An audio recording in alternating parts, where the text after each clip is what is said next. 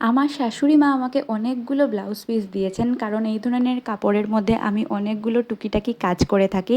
তো আজকে সকালে আমি এই ব্লাউজ পিসগুলোর মধ্যে একটা পিস সিলেক্ট করলাম আর ভাবছিলাম তার মধ্যে কিছুটা ফ্লোরাল ডিজাইন করব।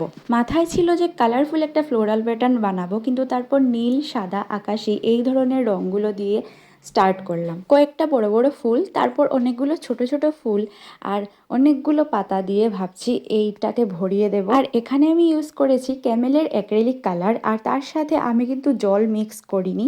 জলের পরিবর্তে আমি এখানে ক্যামেলেরই মিডিয়াম 1 ইউজ করেছি। আমি কিন্তু আজ প্রথম ব্লাউজ পিসের উপর এই ধরনের কাজ করছি, আগে কোনোদিনও এই ধরনের কাজ আমি করিনি, তাই তোমরা কিন্তু জানিও তোমাদের এই কাজটি কেমন লাগছে। আর আমি ভেবেছিলাম যে আজকে এই কাজটি কমপ্লিট হয়ে যাবে, কিন্তু আমি যতটুকু দেখিয়েছি শুধু এইটুকুতেই কাজটি হয়েছে, বাকি পার্টগুলোতে এখনও কাজ অনেক বাকি আছে।